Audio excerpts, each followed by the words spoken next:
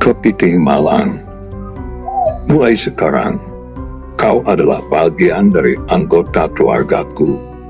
Akan kuajak kau menemani hidupku di hutan ini. Di masa lalu, Kidukuh juga adalah seekor binatang. Hai ular, marilah kita bersama-sama menyerang Kidukuh karena kita bernasib sama. Hanya dia yang baik nasibnya. Dulu kita sama-sama binatang yang mengkhianati, dan kini ia telah menjelma menjadi Kidukuh. Kita sakit hati sampai saat ini masih menjadi binatang. Kita bunuh saja dia bersama-sama. Marilah kita lakukan. Hai temanku, Galgak dan Ular. Aku sudah paham dan tahu apa tujuan dirimu datang ke tempat ini. Sekarang, kau pasti ingin membunuh Kidukuh. Itu tidak mungkin kamu lakukan, temanku. Kidukuh itu, kalau kau tahu, kesaktiannya luar biasa. Percuma dan sia-sia saja kamu datang menghadap Kidukuh. Ikuti terus cerita-cerita menarik dari kami. Cintai budaya kita dan literasi. Selamat menyaksikan, like, komen, subscribe, dan share. Di sebuah hutan lebat yang dihuni oleh berbagai jenis binatang. Binatang yang hidup di sana harmonis antara satu dan lainnya. Mulai dari binatang kecil sampai dengan binatang besar. Seperti harimau, gajah, kijang, dan monyet. Beberapa ayam hutan juga berkeliaran di sana.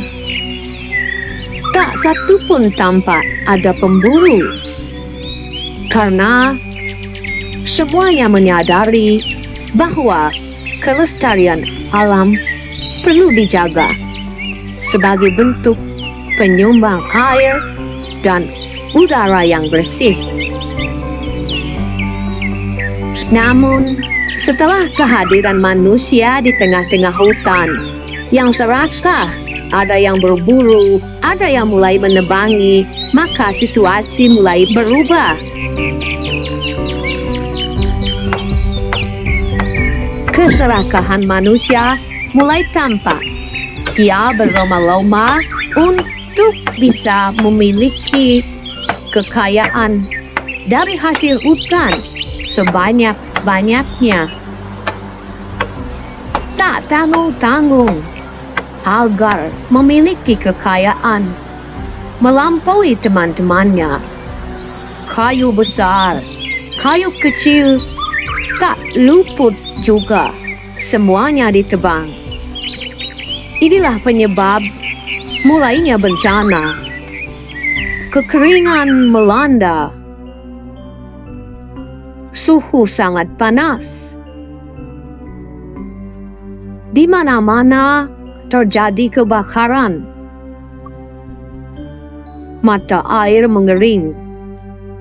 Sementara yang serakah terus saja mengeksploitasi hutan ini. Bukan saja pelakunya dari pemodal besar, mulai dari orang per orang, termasuk orang miskin pun ikut juga merusak hutan. Sama saja, sehingga hutan menjadi gundul.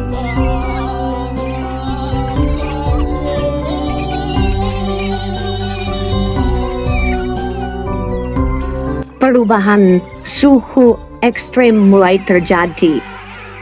Panasnya bukan main. Air laut surut dan kadang-kadang naiknya terlalu tinggi. Banyak perubahan alih fungsi lahan yang juga menyebabkan kerusakan lingkungan karena manusia. Manusialah yang selalu merubah tatanan yang ada.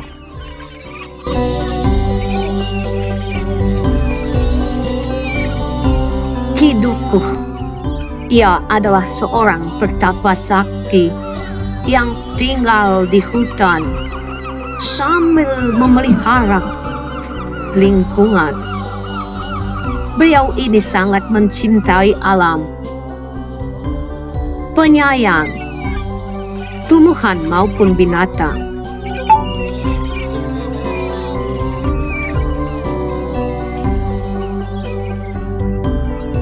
Di samping pengabdi lingkungan, Ki Dukuh juga adalah orang seni. Beliau membuat kolam yang indah yang ada di sekitar pondoknya.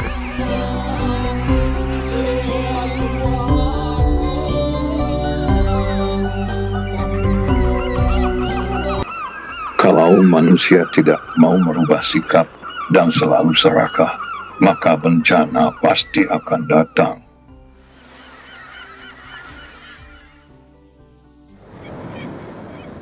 Aku sedih melihat perubahan yang terjadi saat ini.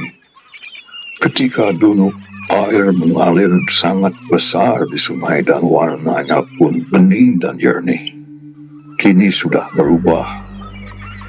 Sungai tidak lagi berair dan sangat keruh. Tumbuhan pun sudah tidak bisa kita temui. Sekarang sungai sudah mengering.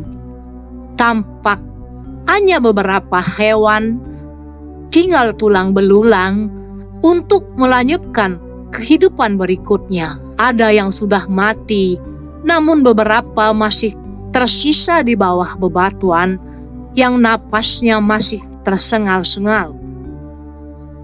Ki Dukuh melihat seekor kepiting yang sudah mengering di bawah bebatuan. Hai kepiting, kasihan benar nasibmu. Kamu tersiksa dan teraniaya. Ini semua adalah ulah manusia. Manusia yang tidak sadar akan lingkungan. Akan kuajak dirimu bersamaku agar ku bisa hidup. Karena Ki Dukuh sangat sakti, maka ia pun mampu menghidupkan kembali kepiting yang sudah mati itu, namun badannya kurus kering. Kepiting malang, mulai sekarang kau adalah bagian dari anggota keluargaku. Akan kuajak kau menemani hidupku di hutan ini, merasakan bagaimana suka dan dukanya. Terima kasih Ki Dukuh. Aku tak akan melupakan jasamu. Kepiting malang itu pun lalu dilepas di sebuah kolam milik Ki Dukuh yang berbaur dengan ikan-ikan lainnya di sana. Ia sekarang memiliki teman baru di kolam itu.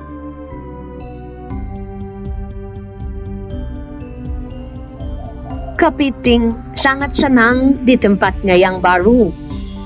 Ya, kemudian badannya pun semakin gemuk dan memiliki banyak teman di tempat itu. Hai kepiting, bersahabatlah kamu dengan teman-temanmu dengan baik. Jangan menjadi makhluk yang egois. Bekerja samalah biar kamu bisa hidup nyaman. Sementara Ki Dukuh beristirahat dan tidur di pondoknya, maka di luar sana datanglah seekor ular berbahaya yang ingin mencelakai Ki Dukuh. Sekarang saatnya lah aku membalas dendam kepada Ki Dukuh. Aku sangat sakit hati ketika kita penjelmaan di masa lalu. Ia sekarang telah berinkarnasi menjadi seorang dukuh. Di masa lalu, Ki Dukuh juga adalah seekor binatang. Hai ular, marilah kita bersama-sama menyerang Ki Dukuh. Karena kita bernasib sama. Hanya dia yang baik nasibnya. Dulu kita sama-sama binatang yang mengkhianati Dan kini ia telah menjelma menjadi Kidukuh. Kita sakit hati sampai saat ini masih menjadi binatang. Kita bunuh saja dia bersama-sama. Marilah kita lakukan. Baiklah, aku yang membelit kakinya dan kau yang mencabik-cabik matanya. Percakapan gagak dan ular didengarlah oleh si kepiting.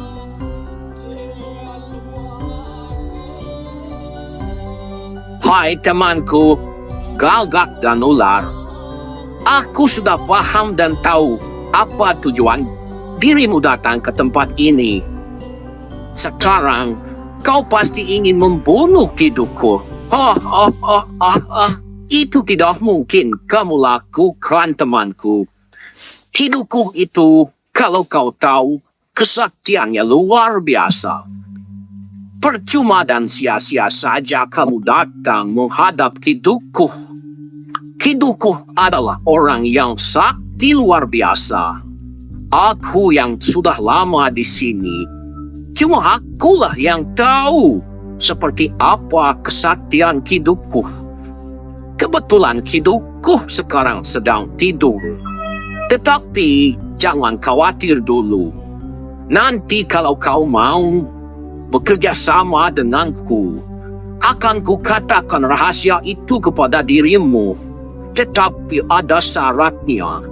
Kita pertama kali harus terbang ke tempat di mana Kidukuh tidur. Baru akan kutunjukkan di sanalah kesaktian Kidukuh. Setelah mendengar penjelasan kepiting, akhirnya kedua binatang itu pun mengikuti ajakan si kepiting. Ayo kita siap-siap terbang. Akan kutempelkan capitku di lehermu. Aduh, kenapa kamu seperti ini? Capit kepiting pun menempel semakin ketat. Kedua binatang itu, ular dan gagak, tidak berdaya dan tidak mampu bernapas. Kepiting memang sengaja menjebak dengan cara itu karena ia sangat loyal kepada Kidukuh. Semakin menempel saja, akhirnya kedua binatang itu mati lemas. Kini, kepiting melaporkan kejadian itu kepada Kidukuh bahwa Kidukuh telah terancam nyawanya.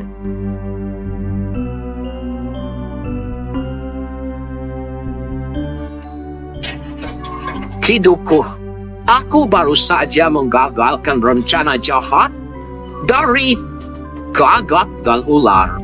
Katanya itu adalah teman Kidukuh di masa lalu ketika katanya Kidukuh menjadi binatang. Terima kasih kepiting. Aku juga mau menguji kesetiaanmu. Semua yang dilakukan gagak dan ular itu aku sudah ketahui. Tetapi kamu memang betul-betul sangat loyal dan setia kepadaku. Aku akan ajak kau selamanya di tempat ini.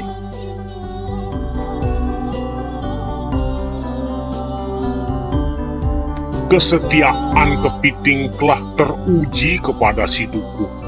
Itulah artinya bahwa kita harus bisa membalas budi